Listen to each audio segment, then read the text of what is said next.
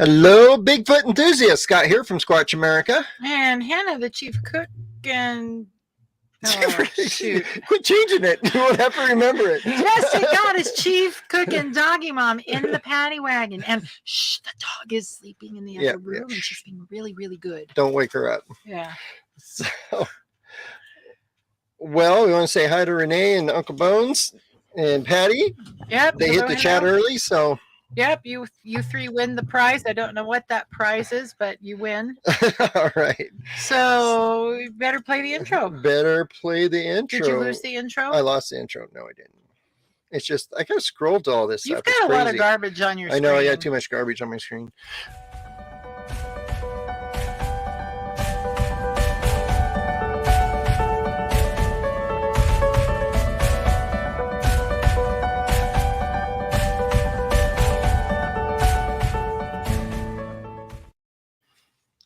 All right, so tonight we got a gentleman on. His name's Tobe Johnson, and Hannah has the info. Yes. And her and Tobe talked a lot at Yes, we met at the Yakima Bigfoot Con, and he is almost as smart alecky as I am. So I really, really connected with him. Anyway, and there are lots of other reasons that I connected, but you'll find more about that. So let me introduce him. Tobe Johnson is the author of The Owl Moon Lab, a Paranormal Experiment. He is like talking all of my languages here. A book that not only takes you into the world of a clan of Sasquatch residing beside a haunted homestead. Is that where you got the ghost from? Mm-hmm. Okay, a haunted homestead, but a true account that plunges you down the rabbit hole of paranormal. The Owl Moon Lab book is fully immersive for the reader to relive as an interactive audio and video companion. And there are QR codes in this. We are going to put a link to the book. The link is in the description already. You are on the ball.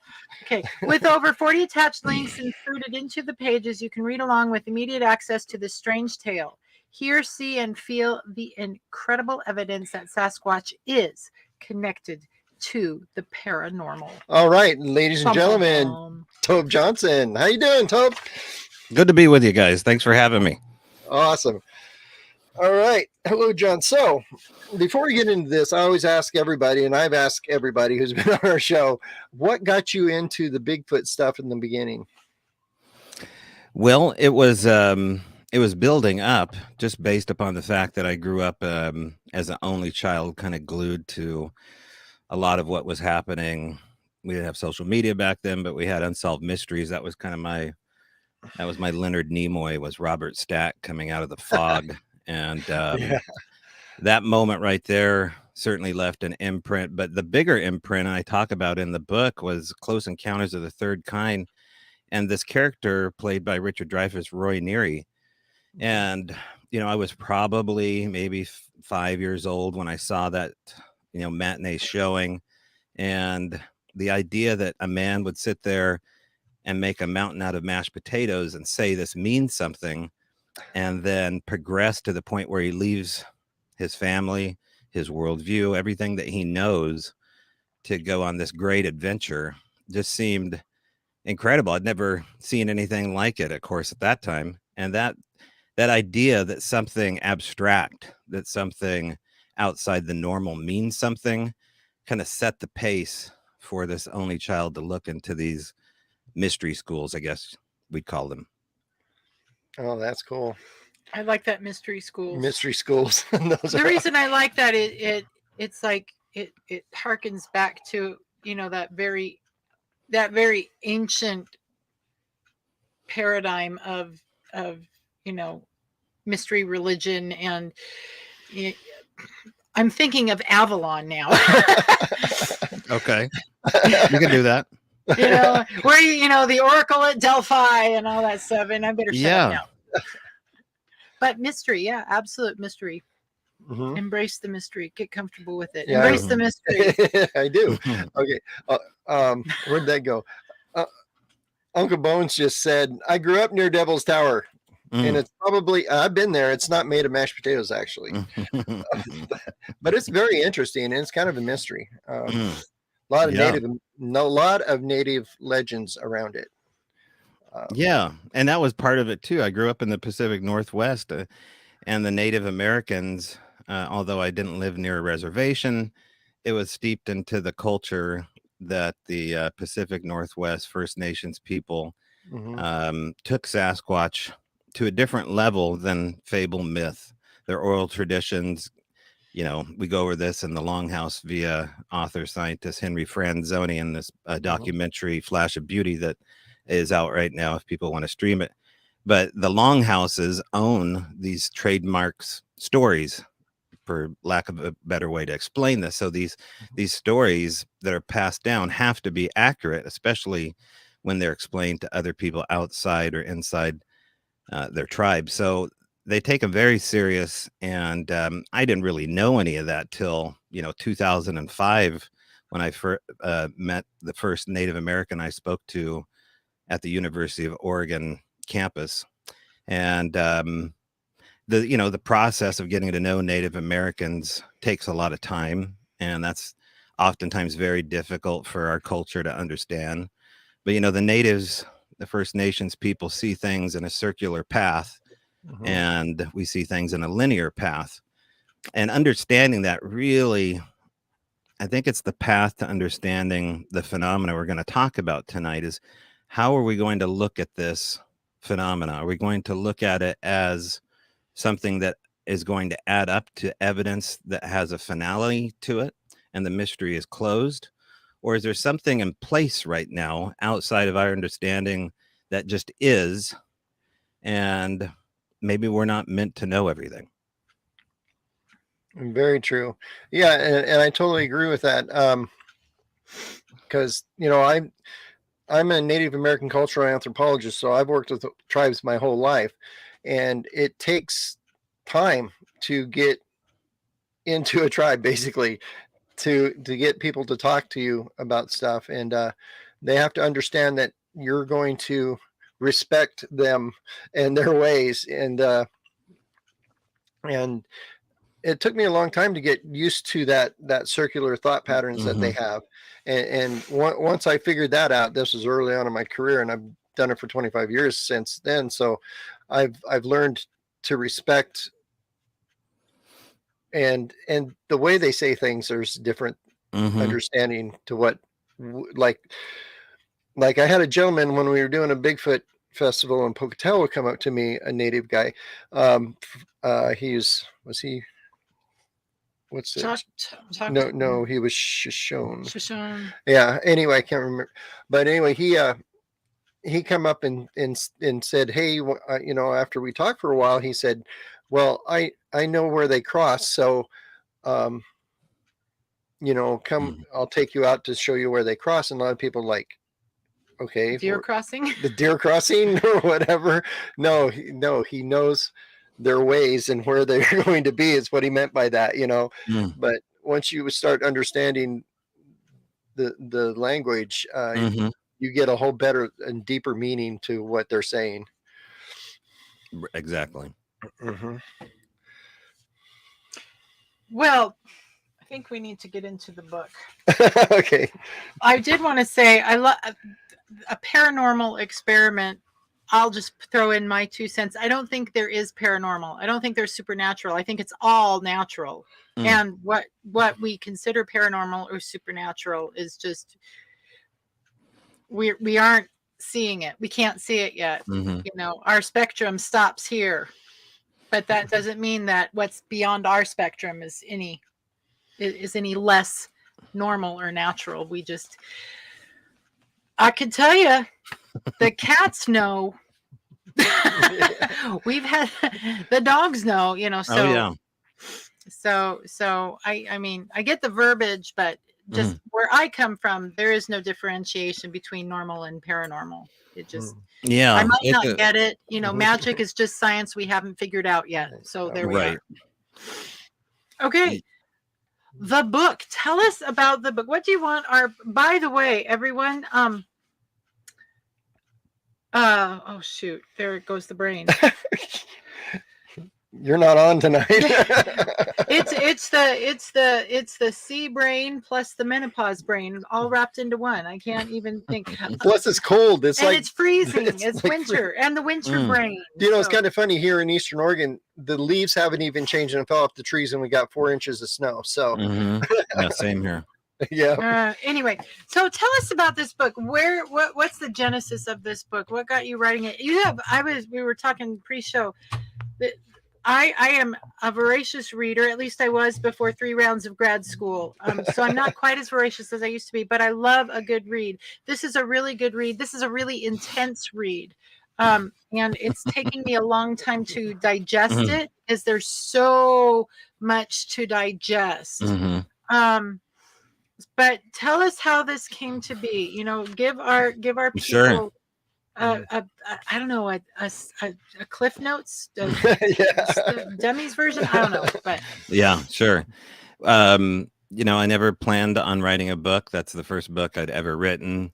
I'd been out since about 2006 time frame, looking into the subject matter. Things seem to be amping up to, you know, greater and greater experiences. I kind of went off the cliff a little bit with this phenomena and maybe took a 2-year hiatus with it, and then came back after around 2014 time frame and really started looking into this in a different way.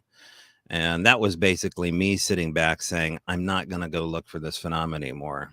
I just can't do it. I mean, it's just too fraught with, it's expensive. There was just no way to feasibly go out and be an ambulance chaser for sighting reports. Initially, I wanted to hear every Bigfoot story from anyone that would ever tell me a Sasquatch story. That's how that's why I started conferences, was only to meet these legends of Bigfoot research and have them in the same room and kind of just give me the school of hard knocks. I mean, I self-funded my own conferences for about 3 years. I started doing mini conferences where I would get people tipsy in a pizza parlor once a month, and they would tell me their Sasquatch stories. And then that led to this, important moment of meeting these Sasquatch contactees, which I think is a better name. In the book, I call them extended experiencers of Sasquatch interaction.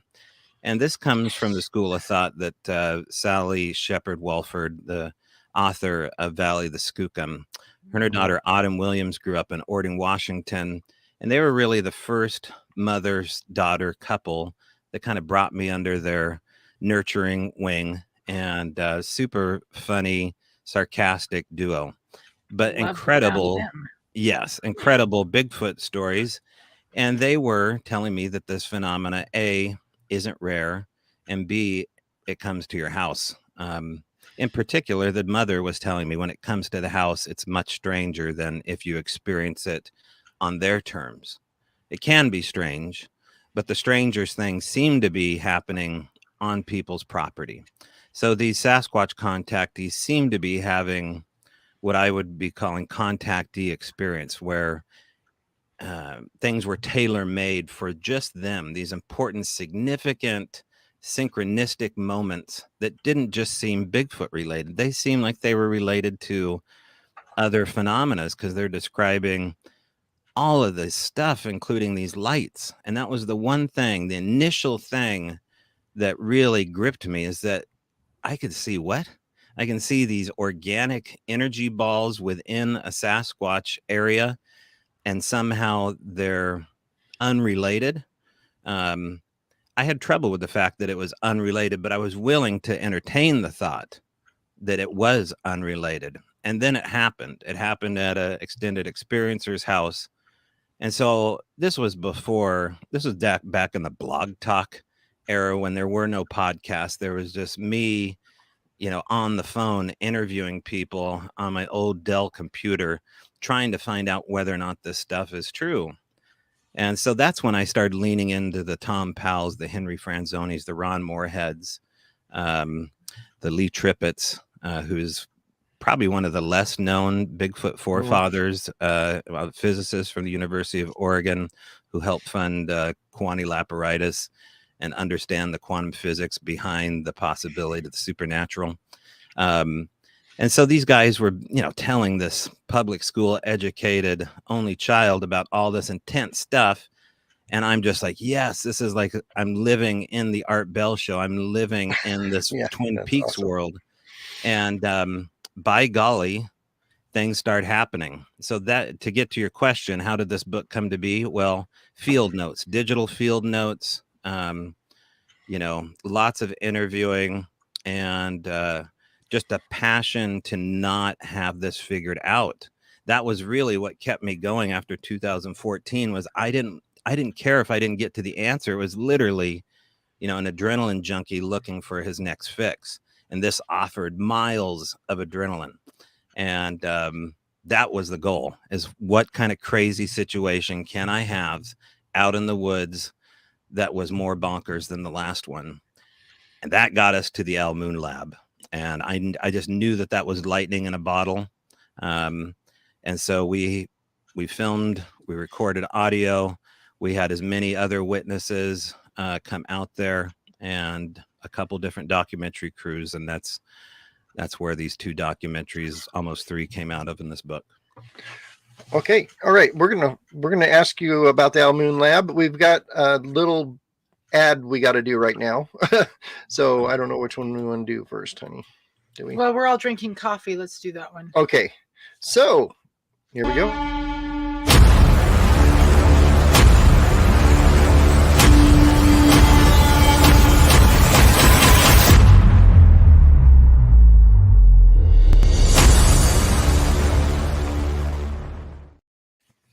Thank you to our friends at BigfootCoffeeCompany.net for their dark roast Squatch America. Make sure you go to BigfootCoffeeCompany.net and order yours today. We are not getting a single cut from that.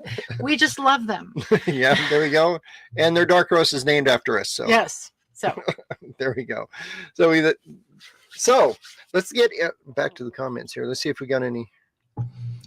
Yes, Joe, thank you. Let's, while you're looking for comments, make sure if you have not liked this, we've got 22 people on right now. Make sure you like this button.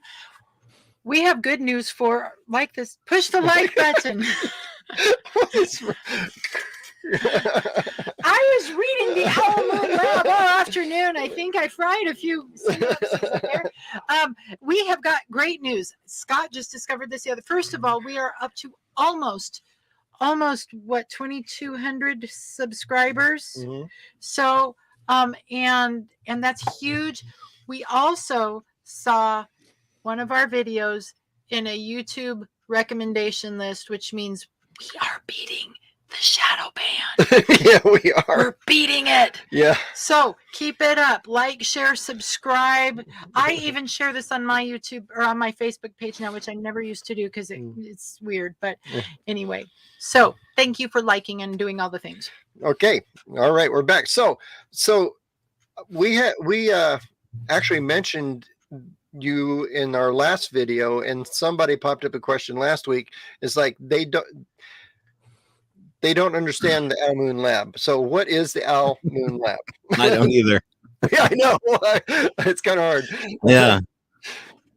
Why does it have the crazy name? Let's start there. Okay. We're fast forwarding a lot. We get to a point in the story here where a retired man by the name of Darrell Adams gets a hold of me in the little town of Cottage Grove. Basically, his retirement plan is to go bigfooting. His brother suggests it's a good retirement thing to do, to put under your belt. And so we meet for the first time in the town of Cottage Grove, and he had drawn a elk tag. So we decided to throw 2 things together. And so as we're elk hunting and looking for possible Bigfoot sign and really good habitat. I mean, there's quite a few stories coming up from literally behind his house, and between his house is probably a good 35 to 40 miles between him and the I-5 corridor north and south in the Umpqua Forest. And that's when we found what looked like, I'm driving shotgun. It's towards the end of the hunt. Darrell's driving, and I see something. It's a very nice Good Friday. Actually, it was Good Friday 2018. And I look out the passenger window and it looks like somebody's kneeled down in the mud. I tell Darrell to drive back, and that's when we found what looked like 2 giant hairy knees that had recently dipped down into the mud. Now, the question was, what do we do now besides roll film? And, I'd made all the mistakes before of not collecting evidence properly, not rolling film. So we gather ourselves, we come back underneath the full moon, which is also called the owl moon. There's like the hunter moon, the wolf moon. This was the owl moon. And him, myself, and his wife throw on the high beams, go up there with a bunch of dollar store material. It turns out you can cast a fairly good print with your local Dollar Tree stuff. And I didn't think we had hydrocal. I think we cast it and fixed it all. In fact, I know we did. Yeah, that's even better, actually, in my opinion. Do you think so? Oh, yeah. I don't know, because it has a problem with molding, and hydrocal just doesn't retain the water.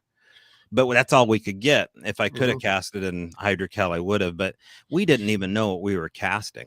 I was doing a live event at a bar once a month in the same town, and I thought, well, this would be great content to show the people at the bar for the next show. It's just a bear, it's just a deer.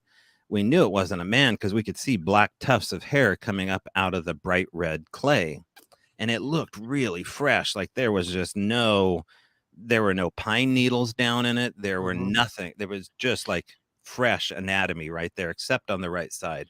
And so we cast this one giant print, brought it back to the house. And of course, we'd done a bunch of stuff like collecting hair beforehand.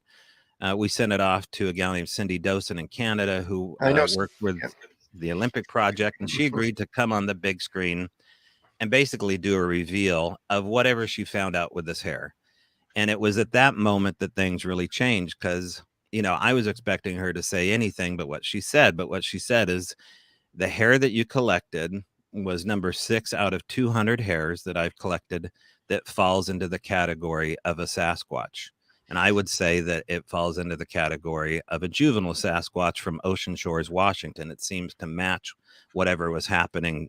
Now, this is Cottage Grove, which is over 200 miles south from Ocean Shores. But it started this conversation, like, we're looking at these knee impressions. What are they? If they don't match anything in the data bank, and Cindy's not certified to the nth degree, she will tell you that, but she's good at her job, and microscopically she sent us a field report. And as soon as we brought those knees down, that's when it was like an invitation card for the weirdness to start happening. The primary level, the base layer, the weirdness was the Bigfoot stuff, and everybody had a Bigfoot story around this section of this old homestead. Everybody.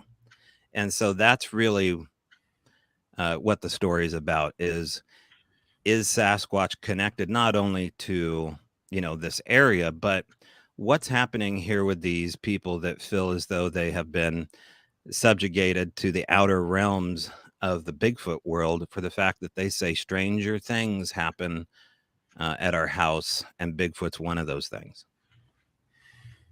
Oh, that is so cool. I totally agree. Yeah, and in fact, I actually didn't know Cindy did hair stuff. I actually have a hair sample for me, and I'm going to send her. Okay, yeah. Well, it's very difficult to send hair out of continental United States. We found a way to do it, and so you have to find a way to do it. It doesn't just, it's one of those things that is very difficult to do unless you do it a weird way. So we did it a weird way. Biologicals out of country, I guess, are pretty weird. Yeah, it is. So weird. Alrighty. What do you want? So I'm looking at time. You're looking at time. Okay, so let's throw an ad up real quick. I got something that's really kind of exciting coming up. And this is, is an interactive book. There's QR codes. I don't want to flash it, but anyway. And what's really interesting about the book is you can go through it, and then you're reading, and then you got a video pertaining to what's going on. It's like one of those guided tours through an arboretum, and you push the button and it talks at you about the bird you're looking at. Exactly. It's like Northwest Trek in a book, right? Yeah, there. that's it.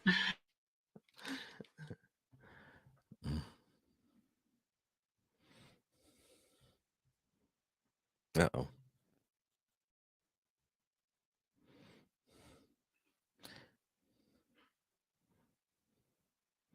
Don't like this.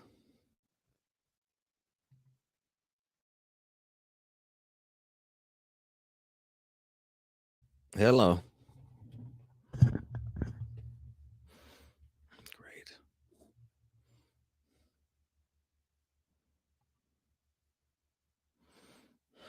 Connected. Okay. Oh, are you well, back? that was scary. Yeah, we're back. That was scary. Our heater Okay, came good. on and the internet disappeared. Yeah, it's weird. That's the trouble with living in an RV and traveling everywhere. Our internet isn't that reliable. So, you still have 27 people. Okay. okay, we're still on. Anyway, we're back. Are we back? Someone give Starlink. us a 5x5 in the chat. Yeah, there we go.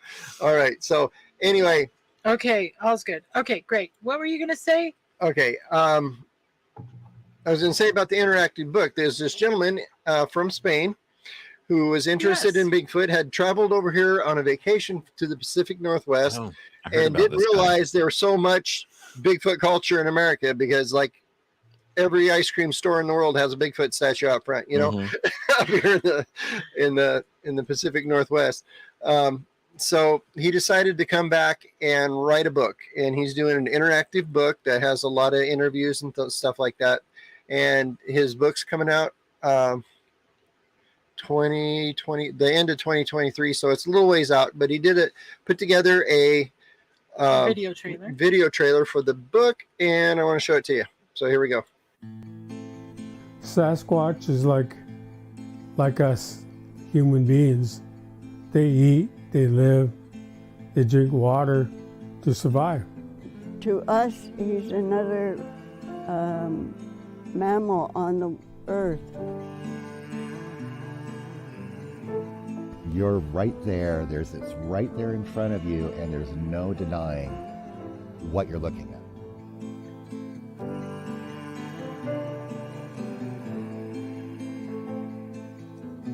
Pretty much every indigenous tribe in North America has stories of these things.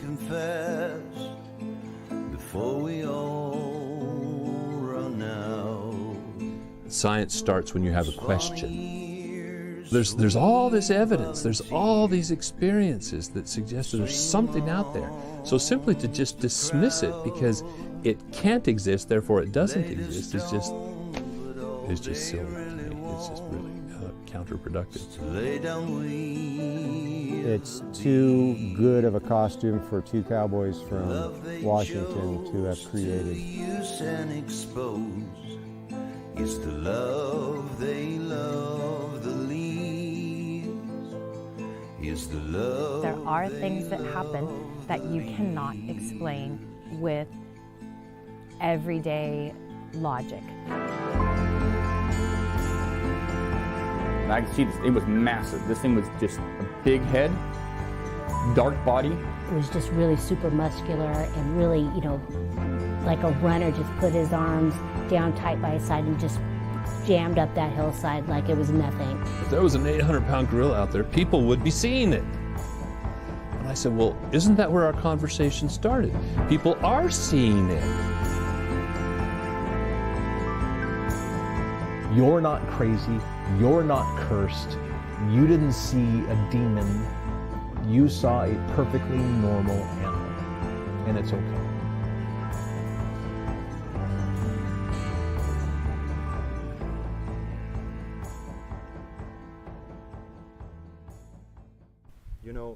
Make fun. Did you hear that? All right. Yeah. So actually, this is coming out in Spain. So good luck trying to find it. I'm sure it'll it's all in Spanish too. I can translate. But it's kind of interesting when we were doing my interview with him. I actually took him out in the woods. In fact, that shot with the truck where you're the rearview mirror, that was my truck. Anyway, so we were actually in the woods interviewing, and whoops were going off behind us while we were doing the interview. So nice. It's kind of cool. But, so Very hopefully well. that comes out. So I had a question. What was it? I don't know. Do you have my menopause gosh. brain too? I do have menopause brain. Okay. Menopause brain. No kidding. So. All right. So I have a question for you. Granted, I am only through chapter 1. I cannot wait to read the rest. And I am one of those people. I read the last page too, and I love how it ends. Mm-hmm. I love it. I read chapter. So, in your experience, I've been reading different experiences because you went out with some guys, some kind of badass guys, and a gal named Helen. Badass guys were not having a great time. Uh-oh. Yep. No, okay. Badass guys were not having a great time, and Helen was just having a conversation. It's like, what is wrong with y'all? So, you talk about the dread response, and we've talked a little bit about that response, that, scientifically they interpret as infrasound having an impact on your nervous system, which makes you want to puke in your shoes or whatever, or, run 3 miles away, and then you don't know why you were running. But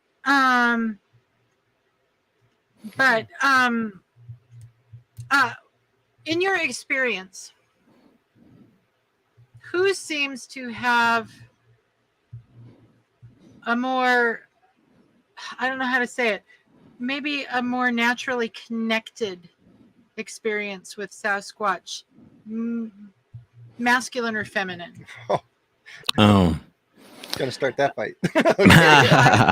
Oh, we're stuck again. What the heck is going on? Yeah. You're not stuck on my end. Oh, okay. To answer your question, I would think that probably children first. Children are really compelling, interesting witnesses.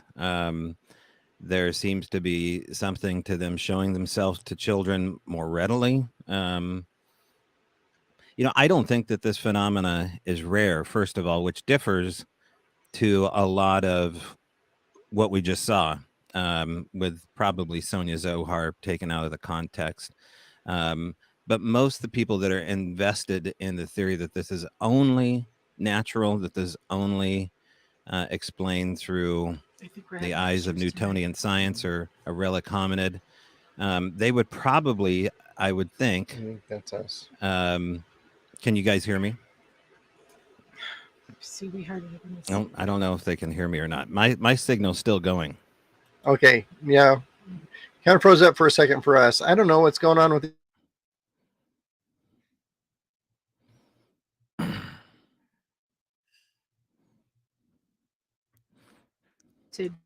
Oh, you're back a little bit. Okay, we're back. There you I go. hate this. Okay. All right. Your next sponsor will be Elon Musk and Starlink, and they will send you a free system. Let's hope so. Yeah, let's work on that. Or what's the other one? Nomad Internet, I think, is another. That's what we're using right now. Are you using Nomad? Okay. Yeah. They're great, except when they're not. Well, the powers that be don't want this information out there. Exactly. Right, there you go. There's I a ratings agree. tag. But what I was saying is I don't think that they're rare. We talk about that in this documentary Flash of Beauty through the eyes of ex-deputy sheriff Rich Germeau, who started the Olympic Project, as far as I know. And Rich had a compelling sighting. He helped get the Ketchum DNA study off the ground. And Rich has a lot of information. And I agree with Rich when he says this is not a rare phenomenon. The rare part is the talking about it. The even more rare part is talking about the connective tissue surrounding the Sasquatch question. And the same questions that come up over Bigfoot come up over these other connected phenomena, including these lights. So we need a base layer right now to say, why are we still chasing a giant man monkey after all these years? And all we, I talk about this in the book, is we're still chasing shadows. I mean, for the most part, we have 67 and we have a bunch of shadow work. And then we have a bunch of interesting anecdotal evidence and DNA that's constantly contaminated, forever contaminated with human DNA. And I think that it's very interesting that these controlled test DNA studies, blind tests, keep coming back as contaminated with human DNA, especially on, the male side, the progenitor side. So I think we have to appreciate this conversation in a different degree. When we were Yakima and I had a chance to speak to the audience, the first question I asked is how many people in this audience think that this is merely a flesh and blood phenomenon. And a couple hands came up. I don't know, there may have been 200 people there at that time. And then I said, how many people think there's something else going on here? Now, there was a lot of First Nations people that went to this conference. If you want to see and meet elders of the Yakima tribe or the First Nations, because there's a lot more than Yakima that showed up there, this conference, I'd never seen anything like it. They were coming up to the table. They were expressing, everything that had happened to them. Very social, and very attentive. Anyway, most of these people raised their hand and said, yes, I think there's something else going on. So this something else going on, I've heard all these stories from the people that believe this is only a relic hominid or this is only a great ape. And, it seems like when you get them around the campfire and there's a little liquid lubrication, they've got some very interesting stories that make me go, and why didn't you ever bring that up? And they totally discount it. So this gray box that has been, chastised for all these years, I'm trying to open up this conversation here, and have this open conversation. And people have tried over the years and given up. But like I said, I'm not chasing after the answers here. I'm just merely saying, let's just ask different questions. Yeah, very true. And these legends go back years, like when I was working with the Miwok tribe in Central California in Yosemite Valley, their legend is wherever a light goes, Bigfoot follows. That goes back years, I mean, that's an ancient legend to them. Mm-hmm. Yeah. I mean, these lights, first of all, outside of the Bigfoot world, these lights are really worth pursuing as having an experience, because you'll learn fairly quickly that they have this living organic quality to them. That's a mystery in itself, and it diverts you away from looking for Bigfoot quickly. Now, maybe that's the mode. Maybe that's why it happens. It's a diversion technique. I've had rocks thrown at me when we've seen lights at fairly close area in Skookum Creek in the Three Sisters Wilderness. And we got some really interesting photographs that evening of these lights. I've seen them on a couple different occasions after that. So they're repeatable. So there is a bit of undiscovered science. Now there's, in part 2 of Flash of Beauty, the Paranormal Bigfoot, we interview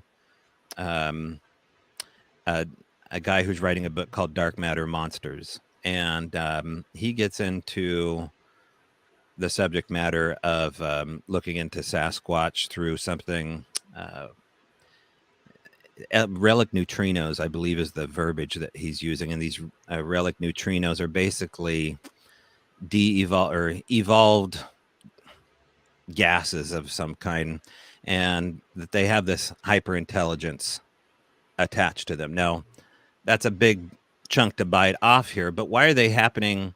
Why are these relic neutrinos in Sasquatch areas? If that's what they are, it's certainly not swamp gas. It's not ball lightning. These things will follow you. They, like I said, they have this organic quality to where if you ask somebody, what did it look like? More often than not, they'll say, well, it looked bioluminescent. It looked like a dirty light. It was self-contained. It was kind of dim as much as it was bright. And generally they say it's about the size of a softball or basketball. Other one is the pinpricks, flashes of light. that almost look like little flash bulbs going off in the trees. And most people say the orange or red ones are very aggressive. So this gets into the UAP phenomena. And this, this is obviously diverting into a different topic here, but maybe it's time that we start talking to the people in that world about what they've experienced when they have these UFO or UAP phenomena, because there's a lot of cross-contamination. You go over to the Umatilla Basin and you look into, well, there's 3 or 4 different ranches there besides Skinwalker Ranch, but they talk about Sasquatch. They talk about Dogman. They talk about ghosts. They talk about UFOs. And then they talk about something called geomancing, where there are these rituals in geological areas to amp up activity. And this goes obviously back much farther than First Nations people. And then you get into the petroglyphs that are in the Umatilla Basin, where they seem to show Bigfoot evidence.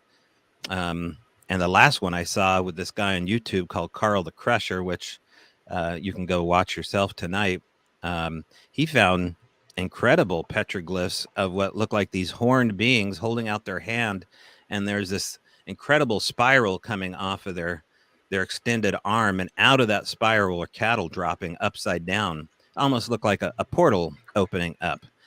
So that, you have all these legends here, yet the Pentagon seems extremely interested in donating a lot of their exclusive energy and time to private corporations or private factions to looking into the Bigfoot phenomena. So I don't trust the idea that these people think that is only a relic hominid. These people are way too smart. They're way too smart, educated, but there's a lot of finances involved with this phenomena, and if you lose your way too quickly, things quit happening financially for people. And I never cared about that, obviously. Not making anything, so that's okay with me. Yeah. We are having so many tech issues on this end. That's us too. We're self-funded, barely. But gosh, there's so much you said. I wasn't writing it fast enough to get my questions down. Well, maybe it's breaking up. But I mean, in short, this is a very strange subject, and the DoD is very interested in the subject of Bigfoot connected to strange phenomena. Otherwise, they wouldn't have went through Harry Reid in order to funnel, taxpayer dollars to study this information in Utah. Mm-hmm. So that's a lot of things that Bigfooters don't talk about. There's great reports out here. We have military bases all over the Olympic Peninsula because we have the Straits of Juan de Fuca going out towards Russia and China and Canada. So there's people that have reported seeing, Sasquatch, and then seeing a team of Humvees race up the hills soon after their Sasquatch sighting. There seems to be people embedded in Bigfoot groups that have found a way to ingratiate themselves into Bigfoot groups and get information, but yet also work at Fort Lewis or at the Air Force Base McCord, and have intel backgrounds. There's some interesting people that have intel backgrounds in this Bigfoot world, and that's fascinating to me. Controlled burns. Yeah, I was going to say we've had 3 times it's happened to us. I mean, once coincidence, but 3 times it's not a coincidence. We've had a bunch of Bigfoot reports sent to us via the internet to in particular areas. When we get a bunch at one particular time, we go check out that area. And 3 times we've had the Forest Service do controlled burns in that area as soon as we get the reports. So before we get there. So I don't know what's about that. And another thing you said earlier, you were talking about petroglyphs is that's what I did, is read petroglyphs. That was my job for a long time. So we just recently here in near a town called Halfway, Oregon, if you know where that's at, it's over here by Baker where we're at. Yeah. we just recently found this pictograph, and it almost matches the one in California exactly. Oh, you mean the hairy man? The hairy man. It's almost the exact same thing. And if you look closely, I mean, this is old and faded, but it even has the crying eyes and stuff in it. Cinnabar? What's that?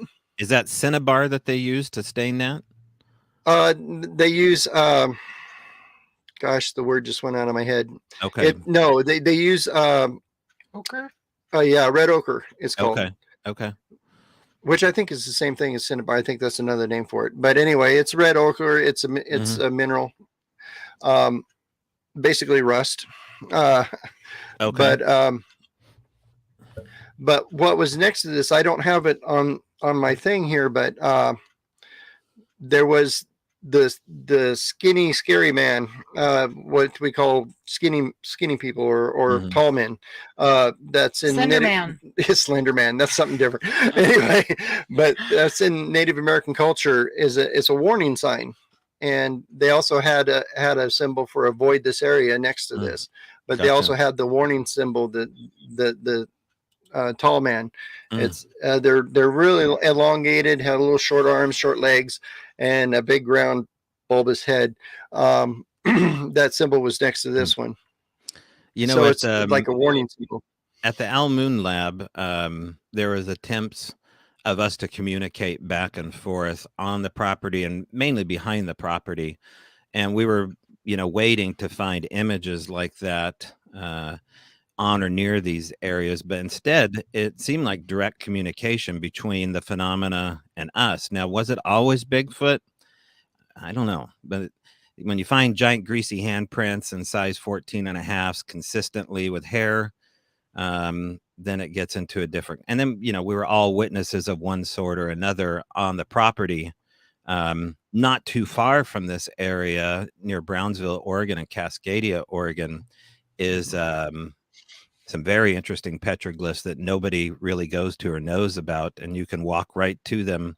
And I'll tell you off air where to get that. And they have some really interesting stuff on those cave walls. So there's definitely a wink and a nod from the Kalapuya, which was, I believe, the tribe out of Cottage Grove. Included in that was head binding and the elongated skulls that are attached to the work that Marcia K. Moore is doing out of Washington here, which, the elongated skull people, the Paracas people, were not head binders. They have 4 different attributes to their heads that take them out of the head binding category, which is, basically volume. The volume doesn't change when you bind somebody's head, but there's 3 other points as well. And I think that Kalapuya connection, although we didn't get down all the rabbit holes of the Al Moon, that's one of the connections I would like to come back to as far as what they know about the Umpqua forest between Washington and all the way down to Northern California, where the Paiutes were out of, and look into the oral traditions of what they have to say about Cottage Grove, period, because there's some really interesting stuff about that town, that area, that matches some of the same stuff out of Skinwalker Ranch. And that I was told firsthand from, someone who talked to the people at Skinwalker Ranch.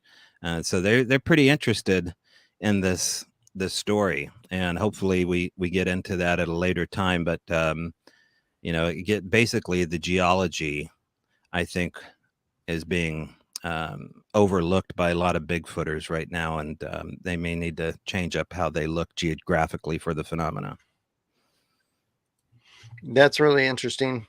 Plus, a lot of people don't realize the word skookum means Bigfoot in native terms, so that's another one. And everything in the Northwest is named Skookum. There's Skookum Meadows, Skookum Lake, Skookum, everything. Skookum Bowling. There's a Skookum Bowling Alley. But nice. So that was one of the things we were going to do is visit all the Skookum areas, but try to find out the original ones. Back from the native terms. So, well, the place names have an important attribute for Bigfoot researchers besides, skookum or Sasquatch. Anything that sounds scary, weird, and just strange on Google Earth, go to. That was what Henry Franzoni told me after I read his book, Spirit of Seatco, and talked to him. He's just like, go to the strangest, scariest name and stay there by yourself for 3 days. And that's when things really started changing for me, when that was my consistent venture. And they're cool. all over the place. I mean, the other day I brought up on social media a place called Baboon Creek. How do you think a place was named Baboon Creek in the 1920s? How many people saw baboons and heard about baboons in the 1920s? There's some incredible stories that come out of Baboon Creek. It's near Oak Ridge, Oregon. If you want to try to get there, it's probably covered in snow, but a place like Baboon Creek would be a good place to start. Yep, that's cool. Or Ape Canyon, or all those places. But I'm looking for a question here that I saw somebody. It was way back here. Oh, here it is. Donna asks, "Is your book more of a chronicle?" Is it more of a chronicle? Is it? Maybe it's more of a soapbox. It might just be. I think it's a levitating soapbox. There you go. I will say, Renee, you will love this. This is right up our alley. Dead serious. Yeah. So yeah. Well, I don't know if it's not everybody's type of book. Obviously, I didn't write it for anybody but the people that felt disenfranchised, that had these consistent at-home experiences. This is a book for them to basically say, hey, it's okay. I mean, it happened to us. We can all, be in the same whack shack together. But remember, people were marginalized that had UFO stuff. It wasn't more. In 2016, they were still playing X-Files music in the background as they were showing UFO encounters. And now, it's almost every day there's a new report coming up. So I think the same thing is going to happen here with this community. We need to be a little more comfortable of why someone like Linda Moulton Howe wants to go to a Bigfoot convention. What does she have to contribute? She looks into cattle mutilations. What's her angle with? She's got a lot of Bigfoot stuff to talk about with these contactees. Wow, that's very interesting. I did not know that. So given our so on the very last page of this,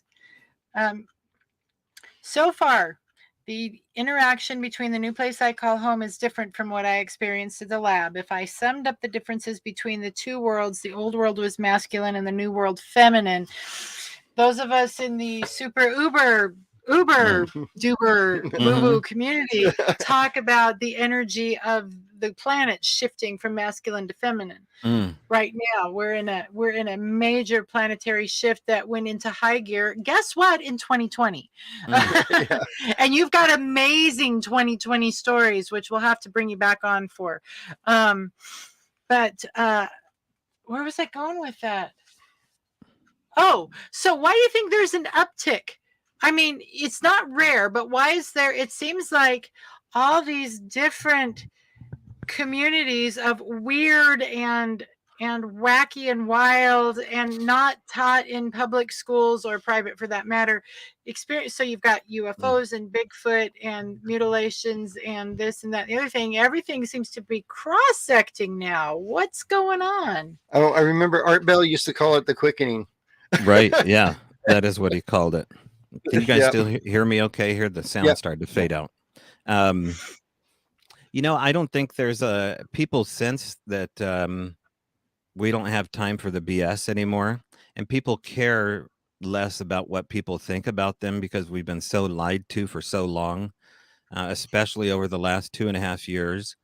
And I think it's all consistently related to the major drop between what has happened at the Pentagon level and what's happening right now to where we are with our rights. Medical tyranny is something, I deal with along with everybody else right now, and you had to pick a path.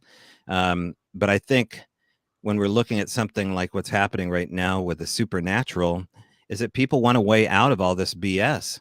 They know that the world is not just 3D, that there's this other level to what we're experiencing, because everybody believes in a ghost. I don't know anybody that doesn't really believe or have a ghost sighting. And then behind that is UFO stuff. And third to that is Bigfoot stuff. Most people have someone they know that had a Sasquatch sighting, and they want to talk about it. Now everyone can go to a conference. A lot of people don't even know there are conferences or podcasts dedicated to talking about this stuff. And people are excited to be able to do it, and they want to talk about the weirder shit. And I think that, you know, I want to give them a platform to do that when they come and meet me at the table. And I think it's, you know, it's an availability that I open up to them immediately, young or old, to be able to do that. Also, there's a conference, I should mention this, in Forks on Memorial Day weekend. You have the opportunity to come talk about the weirder thing at the second annual Sasquatch Days in Forks, Washington, home of werewolves, vampires, and now Sasquatch, brought to you by SasquatchTheLegend.com. I'll be hosting it along with my good friend Nancy Fry. It's a 3-day event. Tickets are on sale right now at SasquatchTheLegend.com. And we're going to have a debate about this. We're going to have it Sunday morning. It is going to be between Rich Germeau, ex-deputy sheriff, and First Nations Thomas Seawood. And they are going to go head-to-head in front of a live audience to have this discussion here. And I think it's going to be an interesting time for everybody that is involved with that. But more importantly, we're trying to just say, hey, we got a lot more in common than we do differences. Let's not fight over this dumb stuff. We all love the subject matter, and we're all appreciating it at a different interval. Yeah. So before we go, because we are 2.5 minutes out, and I am just like shocked at how fast this went tonight. Tell us about your podcast or your radio show or whatever it is. Yeah, I used to do a podcast. It was called Strange Brow Radio. You can still find the archives on YouTube. Brow is BRAU. It's because I did it in live venues, pubs, mainly once a month. Haunted Castle in Port Townsend was the last venue that we did it. But if you want to support my work, the best thing to do is to go at SasquatchTheLegend.com, get a copy of the book, and or show up and write a review for Flash of Beauty, Bigfoot Revealed, or come to one of these events that we're having here. And I've just focused on that. Okay, that's awesome. So we got one thing we want to throw out before we go. For those of you who are near the Blue Mountains here in Eastern Oregon, at the Alpine Outpost and Tollgate Store, better known as the Tollgate Store in Tollgate, Oregon, on November 12th, 11 to 4, we're going to have 10 to 4 or 10 to 4. This is 11, but it's 10. It's 10 to 4 because I don't never do anything right. Anyway, so but I think we changed the time after you made it is what happened. So anyway, we're basically going to be doing one of those deals that he's talking about. We're going to have some beers and talk about Bigfoot. Are we having beer? I can't have beer. Anyway, so I can have cider. Tequila. There we go. But we're also going to be doing a Bigfoot presentation there. Be featuring Michael Freeman's book. Yeah, Michael Freeman's book and his, because we're right there where the Freeman film was taken. So put on your snow tires and join us. Yeah, and we're hoping right now, we're trying to get her a ride, but we think Mike, if you're on. yeah. We're trying to get Dar Addict in there. If anybody knows who that is, she wants to come. She does not drive in the dark. So if anyone from the Walla Walla area can provide transport, we'll have Paul Freeman's personal assistant. We'll have Paul Freeman's personal assistant with us. Yeah, there you go. So, well, any last things you want to plug? We got the movie or the video that's coming out. Documentary. Yep. And We got Flash of Beauty, Flash of Beauty. Bigfoot reveal. yeah. If you want to, we have some conference attendees, including that our, it said Memorial Day weekend. We have Doug Hychek, who not only helped publish the book, but also the creator of Monster Quest. Him and his son are going to come, hopefully talk about the Snell Grove incident. We'll do a breakdown on that. Mel Scahan, who is also at the Yakima Roundup, will be there. We have this huge Bigfoot store across the street. The town is basically taken under, the Twilight phenomena, and now they see an opportunity, like a lot of people do, to talk Sasquatch in their town. So that's the next big push, is the Yakima Roundup. And I think that will be at the there's another conference coming up at Medellin Falls, where Flash of Beauty will be, and I believe that's in March. I'll be there too for that. Yeah, that's it. So Flash of Beauty is actually, you can watch it on Amazon Prime. It's streaming there, and also I watched it on Tubi. Tubi or not Tubi. Mm-hmm. So there's that. And are you going to be in Longview in January? I don't know. I usually go if I have a booth, or there's some engagement. I don't typically just show up at conferences. I will be at the Ocean Shores conference, because Doug Hychek's coming to that conference as well. I believe that's it's the week before Thanksgiving in November in Ocean Shores, Washington. I don't think it's sold out yet, but they're okay. Yeah, I'm going to be down there. Okay, that's cool. Yeah, in fact, you might be able to stop by and see us. We're doing a bunch of conferences in February and March, and we're doing one in Eugene, Roseburg, Medford, and Anderson, California. So we're out in Eugene. That's my old stomping grounds.